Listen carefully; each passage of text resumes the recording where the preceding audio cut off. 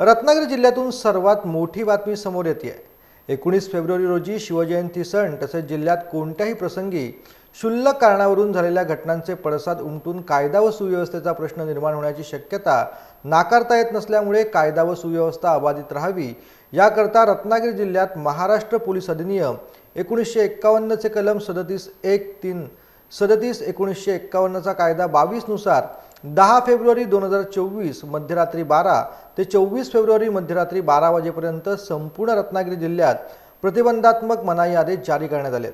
रत्नागिरी जिल्ह्याचे अप्पर जिल्हा दंडाधिकारी चंद्रकांत सूर्यवंशी यांनी हे आदेश जारी केलेले आहेत.